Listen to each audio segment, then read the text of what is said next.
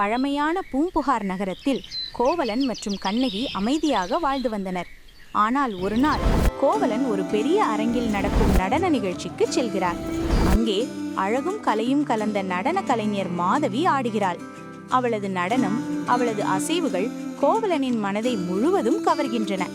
அந்த ஈர்ப்பில் கோவலன் மெதுவாக மாதவியுடன் அதிக நேரம் செலவிட ஆரம்பிக்கிறான்.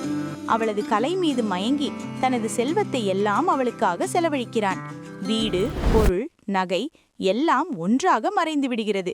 இறுதியில் எதுவும் இல்லாமல் கோவலன் தனிமையில் விழுகிறான். ஒரு மழை இரவில் தனியாக உட்கார்ந்திருக்கும் கோவலன் தனது வாழ்க்கையை நினைத்து வருந்துகிறான். அந்த நேரத்தில் அவனுக்கு தனது மனைவி கண்ணகி நினைவுக்கு வருகிறது. தன் தவறை உணர்ந்த கோவலன் மாதவியிடமிருந்து விலகி கண்ணகியிடம் திரும்பிச் செல்கிறான்.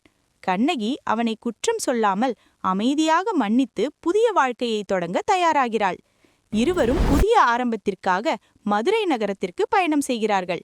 ஆனால் அங்கு அவர்களுக்கு எதிராக ஒரு பெரிய அநியாயம் காத்திருக்கிறது.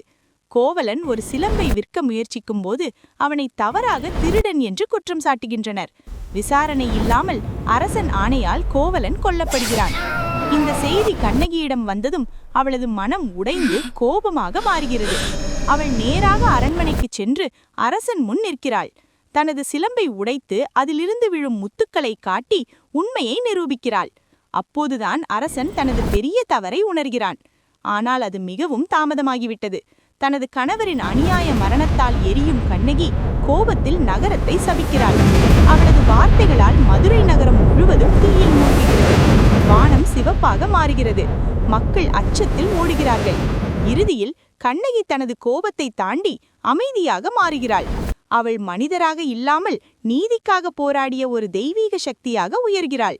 கண்ணகி என்ற பெயர் என்றும் நீதி மற்றும் உண்மையின் அடையாளமாக நிற்கிறது. இது நடந்த உண்மை சம்பவமாக கருதப்படும் ஒரு பழமையான கதை. இந்த பதிவு உங்களுக்கு பிடித்திருந்தால் லைக் செய்யவும், நண்பர்களுடன் பகிரவும். மேலும் இது போன்ற கதைகளுக்கு சப்ஸ்கிரைப் செய்யவும்.